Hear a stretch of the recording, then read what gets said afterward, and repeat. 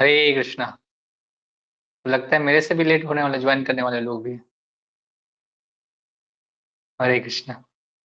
तो आज हम जिस अध्याय में अभी हम लोगों ने एंट्री किया है उस अध्याय का नाम है ध्यान योग। तो हम लोग ध्यान योग को ध्यान से पढ़ रहे हैं और हम लोगों ने देखा कि मन और मन के बारे में देखा हम लोगों ने। मन कैसे हमें अपने आप मन को कैसे हमें क्या करता है, अगर वश में रखेंगे तो कैसे हमें दौड़ाते रहता है एक जगह से दूसरे जगह पे। एक जो बंदर होता है ना, बंदर एक डाल से दूसरे बंदर में डाल में जाता है तो और दौड़ते रहता है। तो मन भी वैसा ही है, एक चीज में नहीं अटकता, दूसरे चीज में अटकता है, फिर जाता है फिर जाता है। तो उसको क्या करना पड़ेगा, जितेंद्रिय बनाना पड़ेगा। तो उसके बारे में हम लोगों ने पढ़ा कि अगर कोई मन को वश में कर लेता है तो उसको जीत लेता है तो उसको सब कुछ एक समान एक जैसा, अपमान भय दुख सुख का कोई असर नहीं होता। तो आगे और पढ़ेंगे थोड़ा और क्या लक्षण है और ज्ञान, इसका ज्ञान विज्ञान कैसे करके अपने आप को जो पीछे जितेंद्रिय हैं लोग हैं वो कैसे ऐसे करते हैं और कैसे अपने आप को योगा आरूढ़ से योगा आरूढ़ और कैसे बना सकते हैं उसके बारे में। तो अध्याय 6 श्लोक क्रमांक 8। ज्ञान विज्ञानम त्रित आत्मा कुटस्थो विजित इंद्रिया युक्त इति युक्त इति उच्यते योगी सम लोष्ट असम आकांक्षन कांचन। वह व्यक्ति आत्म साक्षात्कार को प्राप्त तथा योगी कहलाता है जो अपने वर्जित ज्ञान तथा अनुभूति से पूर्णतः संतुष्ट रहता है। ऐसा व्यक्ति अध्यात्म को प्राप्त जितेंद्र कहलाता है। वह सभी वस्तुओं को, चाहे वो कंकड़ हो, पत्थर हो या सोना हो, एक समान देखता है। तो यहाँ पे उस पूर्णता संतुष्ट व्यक्ति के बारे में बोल रही है जो अर्जित ज्ञान पर संतुष्ट है, जो अपने ज्ञान का अर्जित ज्ञान से संतुष्ट है। हाँ, यहाँ पे उस व्यक्ति जो अध्यात्म के प्राप्त करके जितेंद्रिय कहलाता है और साथ में क्या करता है, कंकड़ हो या सोना हो को सबको एक समान दिखता है। इस जगत में कंकड़ क्या और सोना क्या, दोनों एक समान दिखता है क्योंकि उसको ज्ञान है, उससे उससे ज्ञान का बोध है, उस पुण्यता पुण्य ज्ञान का बोध है। जैसे एक हाँ, महाराष्ट्र में महाराज महाराज तुकाराम महाराज के बारे में वर्णन आता है कि वो संत तुकाराम है जिनका आपको अगर पता नहीं तो संत तुकाराम को महाराज को तुकार जो महाराज तुकाराम थे उनको खुद भगवान का गरुड़ वाहन लेने आया था बैकुंठ, और वो सशरीर अपने सशरीर को लेके बैकुंठ गए थे। ऐसा कोई व्यक्ति नहीं हुआ जो अपने इस शरीर को लेके बैकुंठ गया हो, ऐसा कोई व्यक्ति नहीं। संत तुकाराम महाराज है जो अपने पूरा शरीर को लेके गए हैं इस जगत से बैकुंठ के धाम। तो उस जो संत तुकाराम महाराज थे, जब शिवाजी महाराज के टाइम पे जो क्षत्रिय थे, वो बोलते हैं कि शिवाजी महाराज आखिरी क्षत्रिय थे इस जगत में। उन्होंने क्षत्रिय का गुण क्या होता है, धर्म की रक्षा करना, वो सिखाया उन्होंने, वो किया उन्होंने अपने अपने लाइफ में। तो संत तुकाराम महाराज थे, तो संत तुकाराम महाराज के पत्नी थी। तो तुकाराम महाराज हमेशा भजन में लगे रहते थे। वो गृहस्थ थे, फिर भजन क्रिया में पूरा लीन रहते थे। उनको कोई मतलब नहीं, कुछ दुनियादारी से कुछ मतलब नहीं रहता था। तो एक बार क्या हुआ, और उनकी पत्नी थी कि थोड़ी इच्छाएं थी कि ये तो कुछ करते नहीं, मेरी इच्छाएं भी नहीं पूरी होती, तो मैं क्या करूं। तो सोचा उन्होंने, वो सोची कि कुछ ना कुछ तो एक बार क्या हुआ कि शिवाजी महाराज ने इनके लिए क्या कुछ, क्या बोलते उसको, भेंट भेजा, सोने चांदी का भेंट भेजा।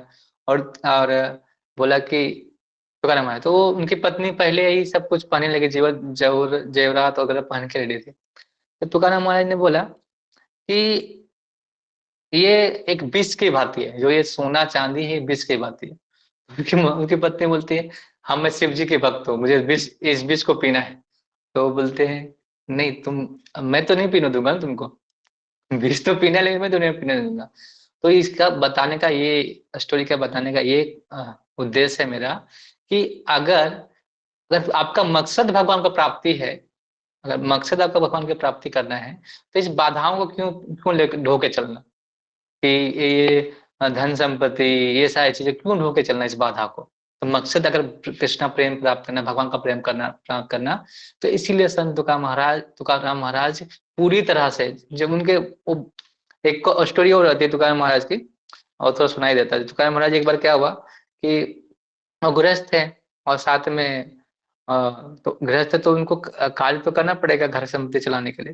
तो लेकिन वो इतने ज्यादा भक्ति में लीन रहते थे, भगवान के सेवा में लीन रहते थे कि कुछ उनको गृहस्थी से पड़ी नहीं थी। जो भी रहता था वो भक्ति भक्ति और भजन गाने में ही पूरा टाइम निकाल देते थे। तो एक बार उनके जो ससुर थे, उन्होंने सोचा कि आ, ये तो कमाते नहीं, तो उनको कुछ दे देते हैं, को बेच के कुछ करेंगे, मतलब कुछ पैसा आएगा तो घर चलेगा।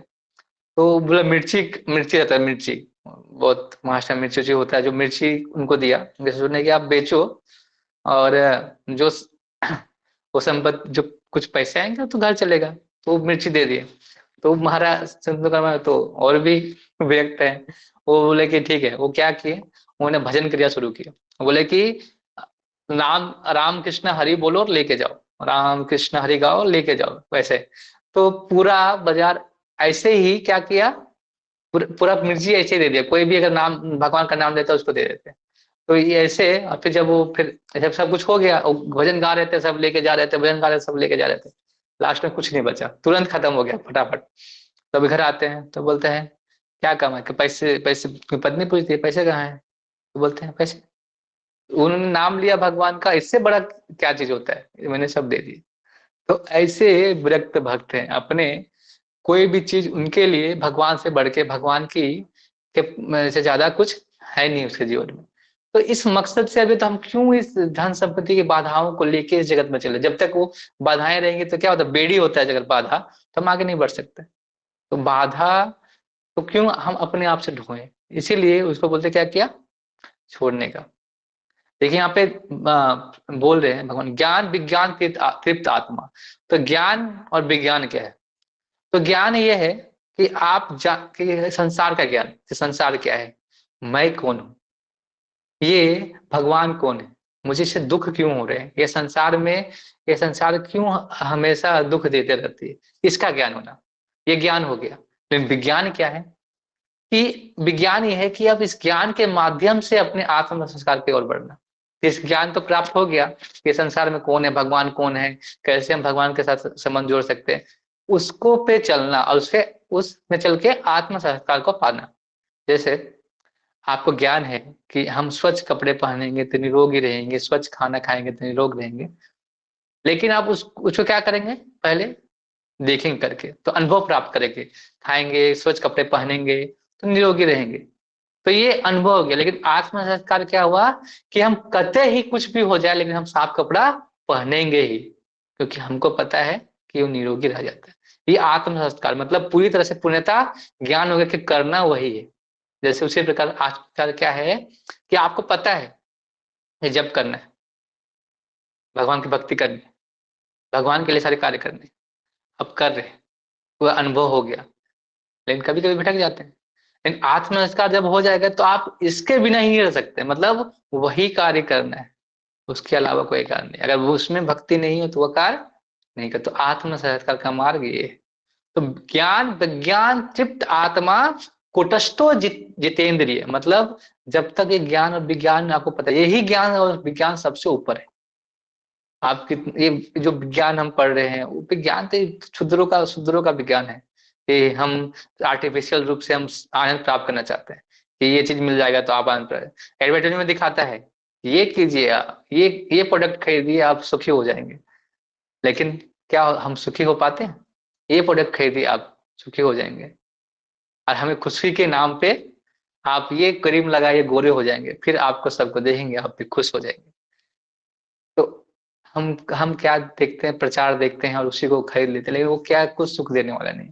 जैसे हम लोग क्या करते हैं, प्रलोभन होता है, प्रलोभन जॉब का प्रलोभन होता है कि हमको जॉब मिल रहा है, तो हम क्या करते हैं, अपने गांव में अच्छी खासी जमीन है 1-2 एकड़, वो छोड़ के क्या करते हैं, जाते हैं मुंबई दिल्ली, जाते हैं 20 का कमरा लेते हैं, उसी में रहने का प्रयास करते हैं, उसी में टॉयलेट है, उसी में सोना है, उसी में किचन है।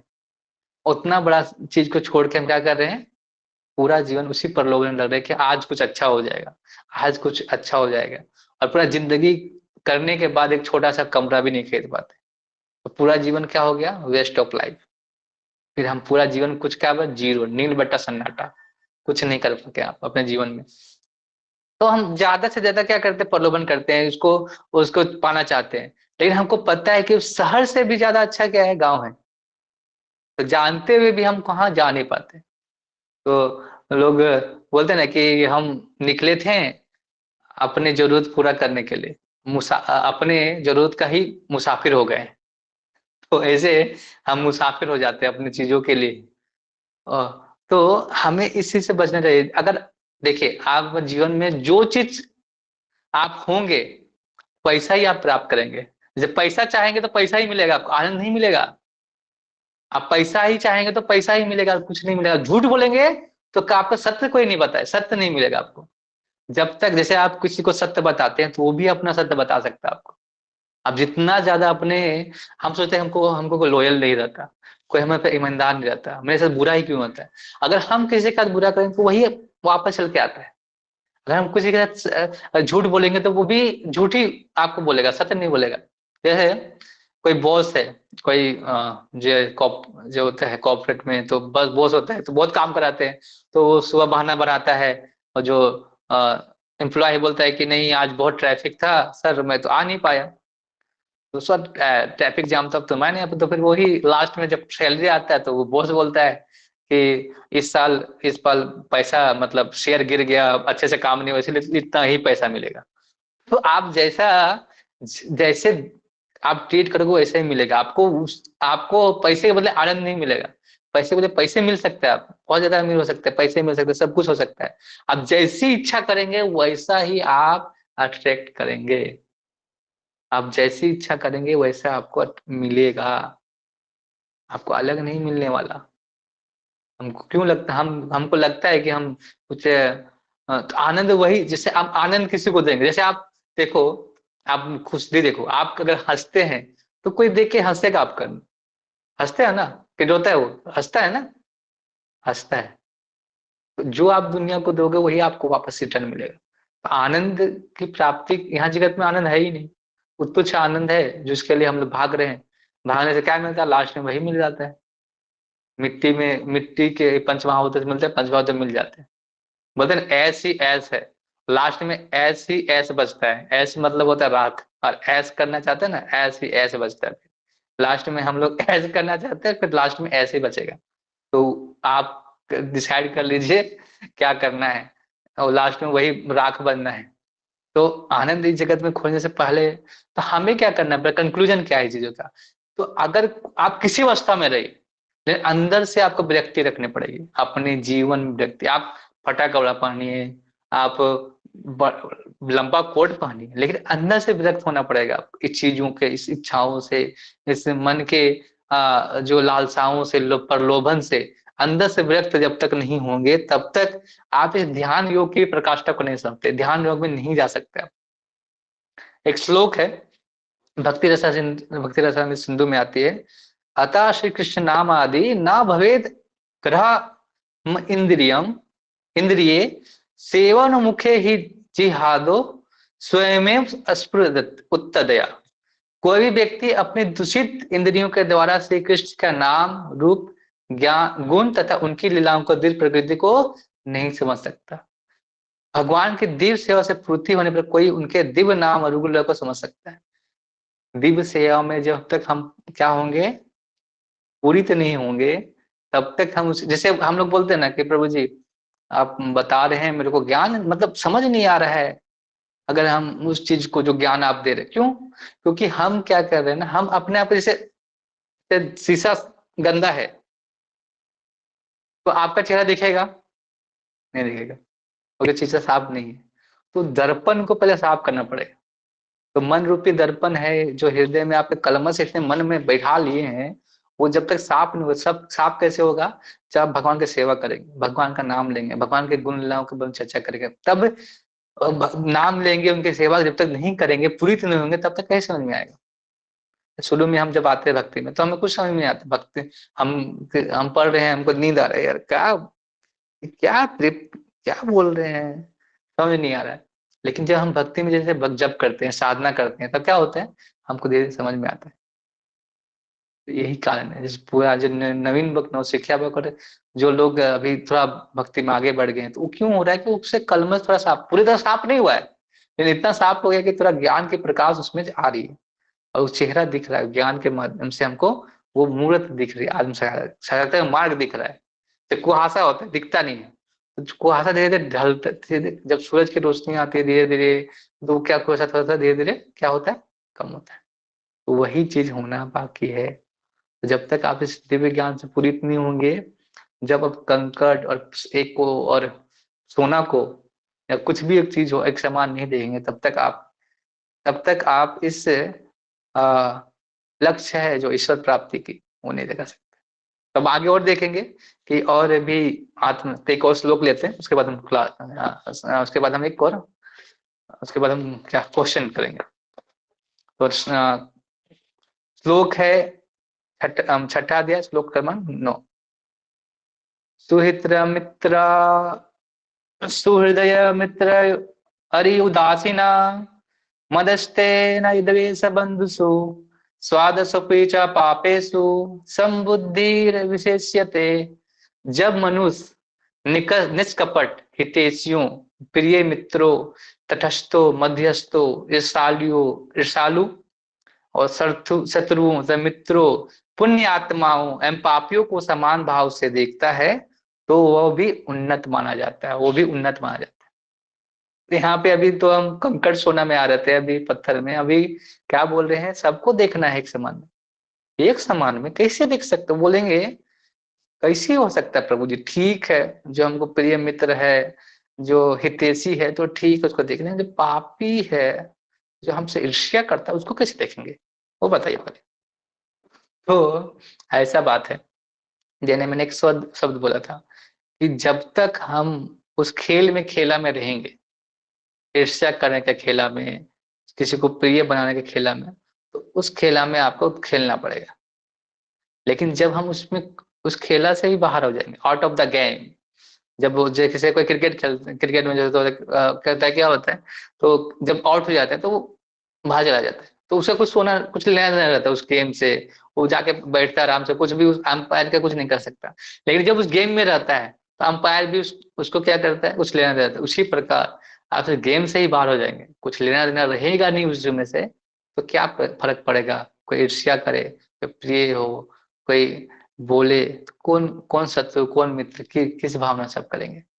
तो जैसे अगर बंधु है आपका, जैसे हम मित्र बंधु है, भाई है, मित्र भाई है आपका, तो जब जब तक आपका लड़ाई किसे होता है, अगर जब तक लड़ाई मनमुटाव कब होगा, जब तक उसको लगेगा कि नहीं ये मेरा मेरे क्या बोलते हैं प्रॉपर्टी में हिस्सेदार है। आप बोल देंगे कि भाई मुझे नहीं चाहिए, मुझे कुछ लेना देना आपके प्रॉपर्टी से, तो बोले हाँ, तो फिर न वो आंसू तो बहाएगा, नहीं भैया आप ऐसा कैसे कर सकते हैं, तो ले लीजिए, अब लेना पड़ेगा, ऐसे थोड़ी होता है। तो नहीं, लेकिन फिर बोलेंगे कि नहीं हमको चाहिए, तो बोलेंगे नहीं कोर्ट कचहरी चलिए, कोर्ट कचहरी में फैसला होगा, फिर हिसाब किया जाएगा। तो जब कुछ लेना देना होता है तब क्या होता है, ये समस्याएं आती है। आज जैसे आध्यात्मिक चीज में जब उठना होता है ना, तो ये चीज से आपको क्या करना पड़ेगा, त्याग करना पड़ेगा, इस चीजों का जो एक समानता के भाव में देखना पड़ेगा। अगर कोई ईर्ष्या ईर्ष्या को त्याग, ईर्ष्यालु व्यक्ति है आप, जैसे ईर्ष्या क्यों होता है, क्यों होता है ईर्ष्या, कि आपके पास कोई चीज है, मेरे पास धन है, तो कोई दूसरा व्यक्ति ईर्ष्या करेगा कि धन है उसके पास, इसके भावना में कोई सुंदरता है तो इसके लिए ईर्ष्या कर रहा है। किसी को अच्छी गर्लफ्रेंड है तो दूसरे वाला बोलता है कि मैं सिंगल हूँ, गर्लफ्रेंड, तो भी ईर्ष्या होता है। किसी का अच्छा बॉयफ्रेंड है, इतना सुंदर boyfriend, उसके लिए ऐसा होता है। तो आप जब ये चक्कर ही छोड़ देंगे ये सब, तो फिर कुछ लेना देना है ही नहीं, तो फिर कौन ईर्ष्या करेगा आपको। तो हमें सेवा करना है, मत मित्र है बंधु है, उनको रास्ता दिखाना है, लेकिन हमको समान रूप से पढ़ना नहीं है उसमें, कि उसमें पढ़ के हम भी क्या करें, उसमें पढ़े।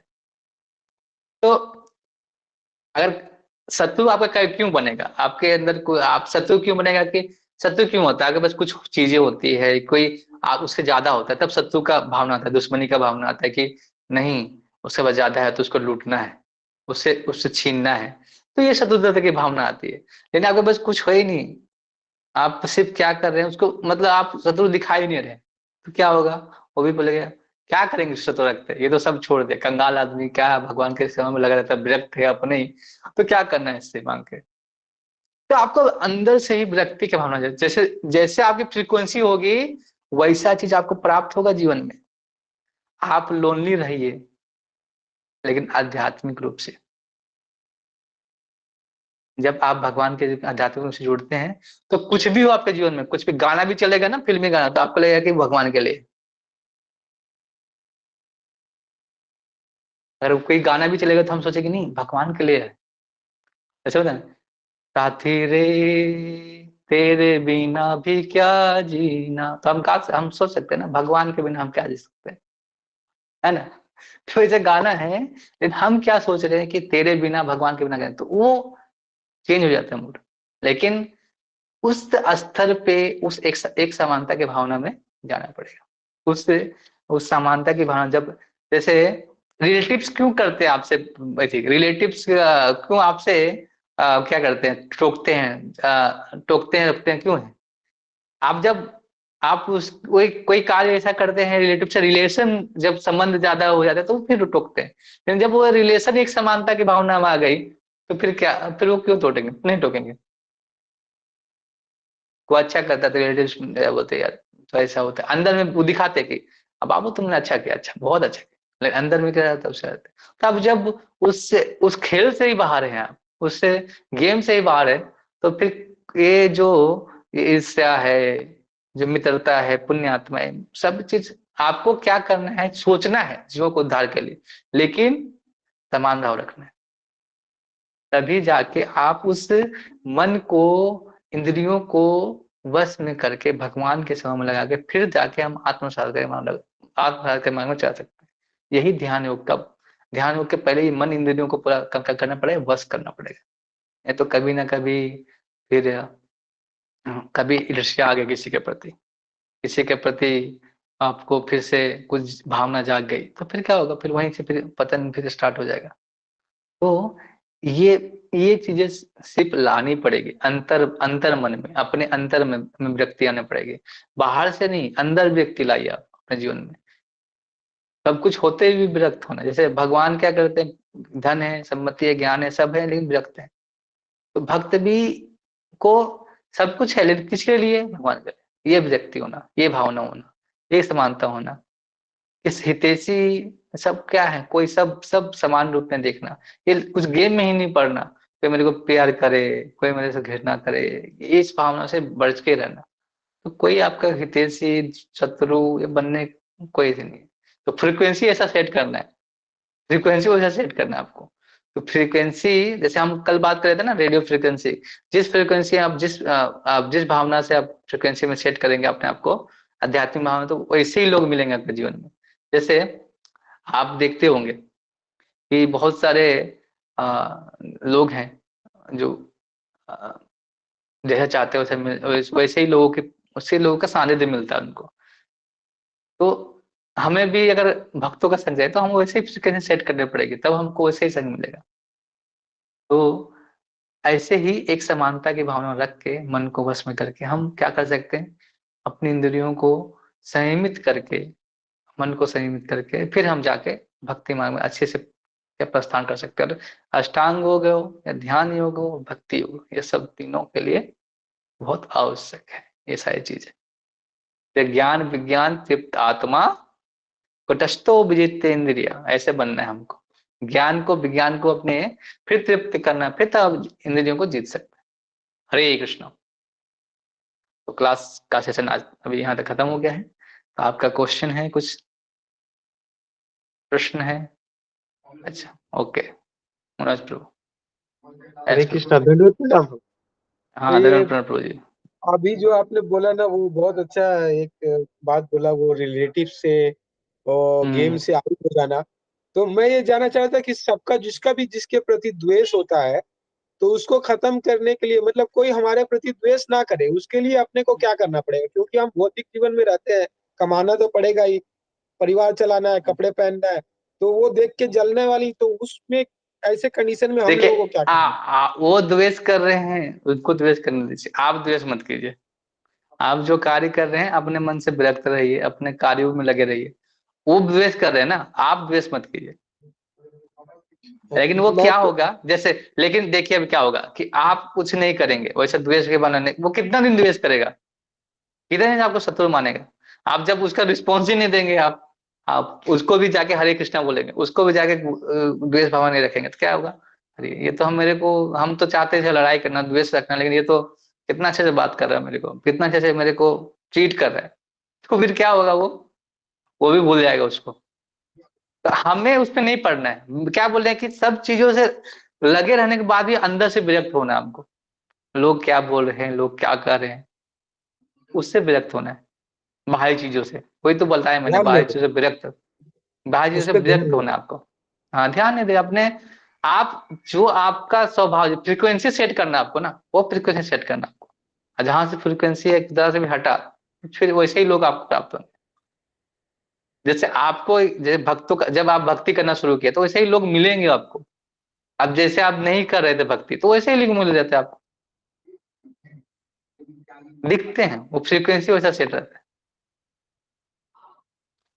जी, अपने को उस चीज पे ध्यान नहीं देना, अपने उसका पॉजिटिव ही लेके चलना है। हाँ मतलब, देखिए आप पॉजिटिव नेगेटिव लेंगे तभी फंसने वाले हैं, तो एक समान रहिए जो भी है आपके जीवन में, कि हमें क्या है, जीवन से विरक्त, आसक्त आसक्त नहीं पड़ना है, वो मेरे को अच्छा बोले बुरा बोले या क्या करे, हमको क्या लेना देना, कुछ लेना देना रहेगा ही नहीं, तो वो द्वेष भी कुछ दिनों बाद खत्म हो जाएगा वो। मतलब आप कुछ लेना अवॉइड देना करना रखेंगे, चाहिए। आपके आपके मन में भी रहेगा कि हाँ वो द्वेष कर रहा है मेरे से, तो फिर मेरे में मुझे द्वेष कर रहा है, ये भी भावना नहीं होनी चाहिए। अच्छा, ये भी नहीं होना चाहिए, तो इसका मतलब उसका कोई मतलब ये ही नहीं सोच, मतलब ना सोचना है ना उसके बारे में कोई रिस्पॉन्ड हाँ करना है, हाँ, आपको लेना, अवॉइड करना है। लोने ना है नहीं, हाँ विरक्त विरक्त भावना में रहना है आपको। क्या करना, उस द्वेष को भी पूछ के भी करने तो द्वेष, भगवान से भी द्वेष करने वाले लोग हैं, तो भगवान क्या कर रहे हैं, उससे द्वेष करने का थोड़ी कुछ सोच रहे हैं। बहुत से लोग भगवान से भी द्वेष करते हैं, भगवान को बोलते हैं, भगवान क्या करते हैं, खुद ही भगवान सबके सामने जाकर द्वेष करते रहते जी जी जी जी। हैं। कृष्ण, बहुत अच्छा। हरे कृष्ण, हरे कृष्ण। और कोई किसी का सवाल?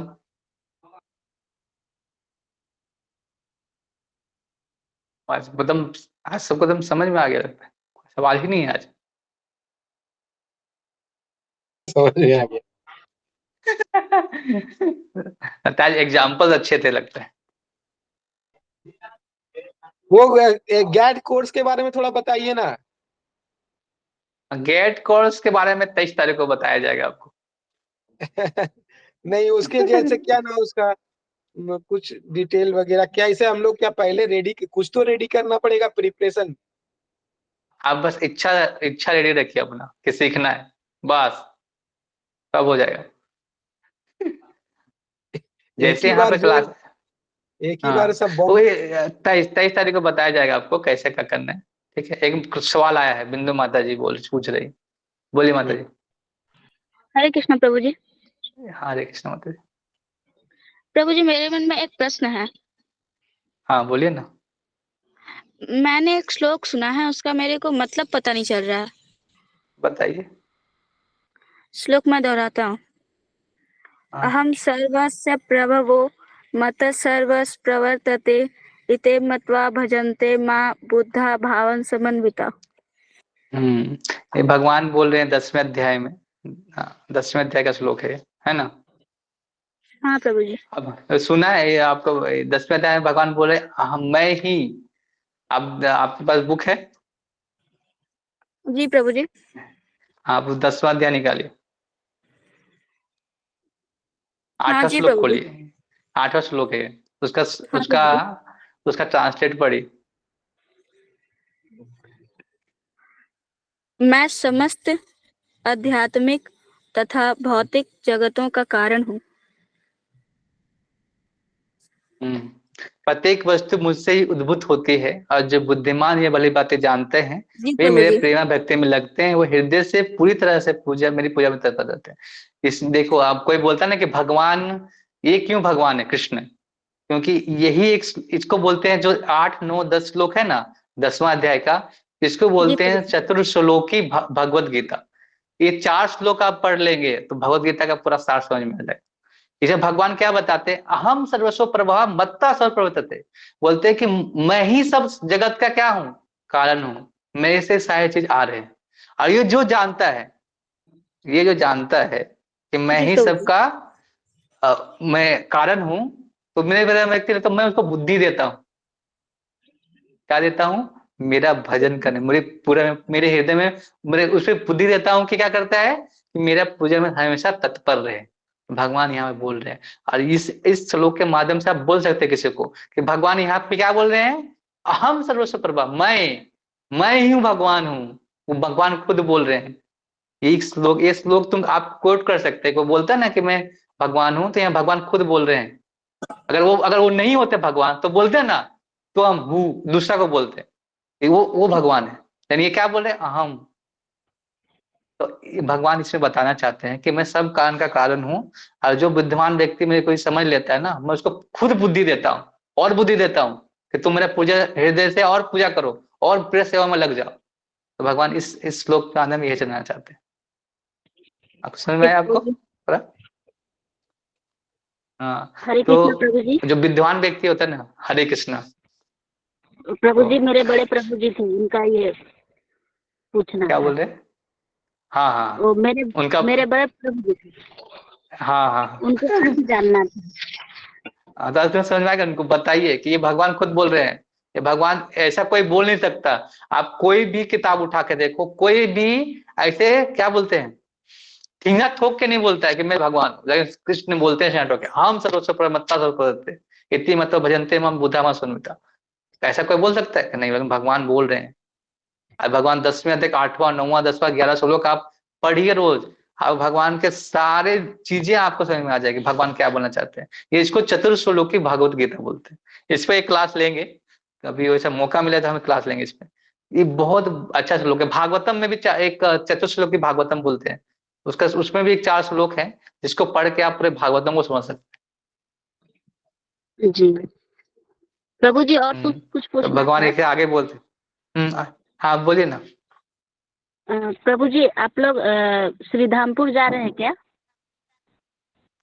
मायापुर, जगन्नाथ जगन्नाथपुरी। जगन्नाथपुरी, जगन्नाथपुरी तो मैं भी नहीं प्लान किया हूँ जाने का। व्यास आपको जाना है क्या? जी। आवाज कट रही। अभी तो हम जी नहीं जा प्रभु जी, रहे माता जी। अगर कोई पंकज प्रभु जी बोल कोई रहे जा, थे ना कि शायद। हाँ हम जाएंगे, लेकिन अभी नहीं। हम बोले थे कि हम लोग जाएंगे एक बार, लेकिन अभी नहीं। अभी 28, थोड़ा 29, मेरे को 30 को। 28-29 को नहीं जा रहे, 28-29 को वृंदावन जा रहे हैं, प्रभु जी जा रहे हैं, दास प्रभु। अच्छा वृंदावन जा रहे हैं। हाँ दास प्रभु जा रहे हैं, हम नहीं जा रहे हैं। हम तो इधर मेरा क्लास रहेंगे इधर। तो क्या हम तो लोग वो जा क्या है, सकते वो प्रभु जी? रैंडम यात्रा है। हाँ रैंडम यात्रा है, जा सकते हैं। अब प्रभु जी का मैं नंबर देता हूँ आपको, प्रभु जी से बात कर लीजिए। आप यात्रा सीधे रैंडम यात्रा है, जाके वो क्या है कि वो जितना जल्दी हो 2-3 दिन में से करके निकल जाएंगे, ऐसा रहेगा। जी। तो आपको जाना है तो मैं उनका नंबर नंबर भेज तो। दूंगा आपको, मेरे को मैसेज करना, मेरे को मैसेज कीजिएगा, मैं आपका नंबर भेज दूंगा। जी प्रभु जी। ओके। हरे कृष्ण प्रभु जी, धन्यवाद। वो And- ये श्लोक जो था, हाँ इसमें सब कारणों के कारण उन्होंने बताया। तो वो मतलब मैं बोलना चाह रहा हूँ कि जो भी काम होता है, मतलब जैसे कुछ गलत भी होता है तो उसके पीछे भी वही है। जैसे गलत नहीं, जो हम लोग ऐसा समझते हैं। नहीं, नहीं ऐसा नहीं। वो क्या करते हैं, जो इच्छा शक्ति है ना, हमको स्वच्छंद इच्छा है हमको करने का, लेकिन इच्छा को जो करते हैं ना हम लोग, उसको शक्ति प्रदान करते हैं। जैसे ट्रांसफार्मर है, उसमें जो लाइट आता है, जो एनर्जी आता है ना, इलेक्ट्रिक आता है, ठीक है।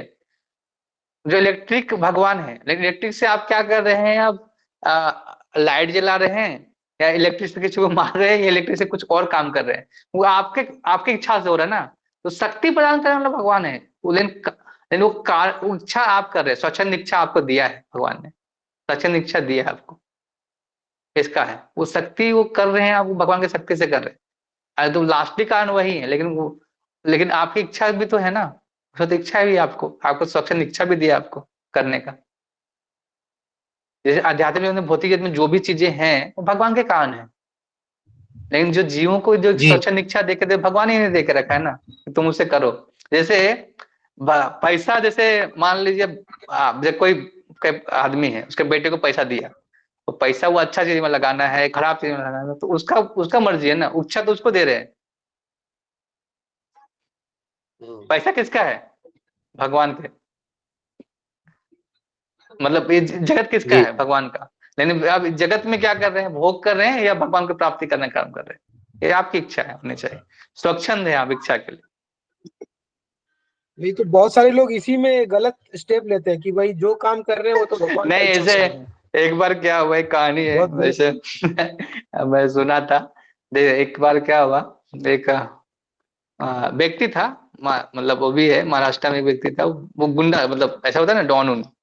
वो क्या करता था, वो हर साल खून करता था और जाके पिंड दान करता था। हाँ।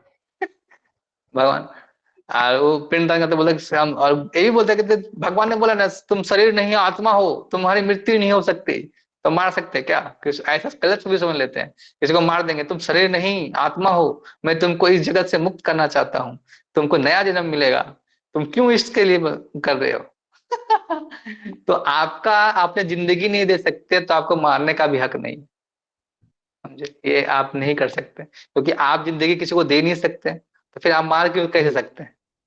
तो जी। ये गलत चीज है कि हम किसी को मुक्त कर रहे हैं, तुमको आत्मा मुक्त कर रहे हैं। ये वाला सिस्टम नहीं करने का। नहीं तो फिर हम जी। तो किसी को मार के मर्डर कर देंगे कि बोलेंगे जज के सामने, मैंने तो मुक्त कर दिया उसको, नया शरीर प्राप्त होगा। ये कितना कष्ट झेल रहा था यहाँ पे। तो वो चीज नहीं करने का। तो आपको किसी के पास कोई आएगा डिवोटी पर, प्रभु जी बहुत दुख है मेरे जीवन में, बहुत दुख हो रहा है, तो ठीक है, खोपचे मार एक गोली, तो उसको अलग, उसको मार के खत्म नहीं करना, उसको समझाना पड़ेगा कि दुख क्यों हो रहा है। दुख उसको शास्त्रों अनुसार, आप किसी को मारने का हक नहीं है, क्योंकि वो एक समय होता है कि उसको मरने का समय। आप उसको अगर, जैसे हमें कोई जानवर को मारते हैं तो हमको क्यों लगता है पाप? क्योंकि उसका जो योनि मिला है ना, जैसे आप किसी को, आप बकरा काट दिए या मुर्गा काट दिए, तो उसको योनि मिला है कि उतना समय के लिए क्या करना, जीना लिखा है। आपने उसको बीच में काट दिया तो उसको फिर से उस जन्म में जन्म लेना पड़ेगा, उस योनि में भोगना पड़ेगा फिर से। तो फिर आप क्या किए, उसका जो मतलब प्रोग्रेस है उसको रोक दिए, तो ये पाप हुआ आपका। ये पाप नहीं करना, इसलिए पाप होता है। मैंने सुना है पानी ये भी जो हम डीप लोग वाला पीते है। हैं उसमें बहुत सारे, पानी जो पीते हैं उसमें बहुत सारे जर्म्स और ये सब रहते हैं, तो फिर उस वो भी एक तरह का पाप है क्या? मतलब हम लोग पानी पीते हैं या मच्छर मार हाँ देते हैं हाँ, कुछ। पाप तो है, पाप तो है। लेकिन आप उसी चीज को भगवान को भोग लगाते हैं, तो हम क्या करते हैं, हम समर्पित करते हैं भगवान को पहले। तो जैसे आप कार्य कैसा कर रहे हैं, उद्देश्य क्या है उस कार्य का? जैसे हम कहीं जा रहे हैं, हम जा रहे हैं कोई भोग करने की इच्छा से जा रहे हैं, कोई चीट, हम बहुत सारे चींटियों को मारते हैं, बहुत सारे जीवाणु को मारते हैं, हर समय कुछ ना कुछ मरते रहते हैं, लेकिन जैसे हम कर क्या रहे हैं, किसके लिए कार्य कर रहे हैं, ये जरूरी होता है। जैसे हम कोई ब्याह शादी में बैठे, कोई हम गथा देने गए, तो हम किसी को बहुत सारे चींटी उटी कुछ भी आ सकते हैं, तो हम क्या कर रहे हैं, भगवान प्रचार का नाम कर रहे हैं, उद्देश्य क्या है आपका, सेवा का कार्य क्या है, वैसा होना चाहिए, वैसा कार्य से काम करना चाहिए। तो पाप तो है, इसलिए तो हम क्या बोलते हैं, भगवान को समर्पित करें सब कुछ, भगवान आपका है, मैं फिर क्या प्रसाद के रूप में खाते हैं, तो पाप को सब ऐसे ही कर लेते हैं, इसलिए हम तो प्रसाद खा रहे हैं ना। पानी को भी हम लोग भोग लगा के पी सकते हैं। जी। ओके, और किसी मतलब का सवाल? उद्देश्य उद्देश्य, इम्पोर्टेंट है, मतलब किस हाँ जो उद्देश्य से वही तो काम कर। मैं मन का भी, मैं अभी अभी एक समान की भावना जो भी है, वो मन का ही तो उद्देश्य क्या है ना, मन ही तो हमको का कलमशों में धकेलते रहती है, बुरा फ्रिक्वेंसी ऐसा सेट किया है कि हमारी पूरी इच्छाओं से मन दूषित हो गया है। तो इस दूषित, जो प्रदूषित हुआ है उसको क्या करना है, साफ करना है। तो जब तक साफ नहीं करेंगे तब तक हम फिर भगवान का भक्ति कैसे कर सकते हैं, भगवान के बारे में सोच कैसे सकते हैं, भगवान का गुण कैसे लीला कर सकते हैं, भक्ति कैसे कर सकते हैं? क्योंकि ये आध्यात्मिक चीज सतो गुण से भी बाहर है। तो आप जब तक सतो गुण में ही नहीं आए हैं, जब दूर ही नहीं हुआ दूषित मन, तो कैसे होगा?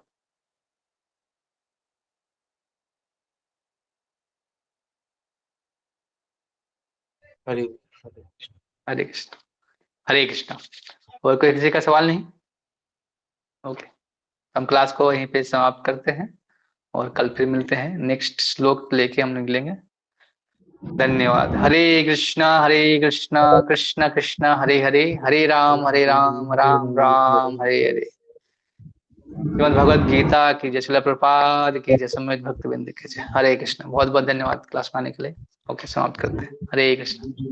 हरे कृष्ण। हरि बोल। दंडवत प्रणाम। हरि हरे बोल। कृष्ण। हरि हरे कृष्ण। धन्यवाद प्रणाम, धन्यवाद प्रणाम प्रभु जी। हरे कृष्ण। हरे हरे कृष्ण प्रभु जी। हरे कृष्ण।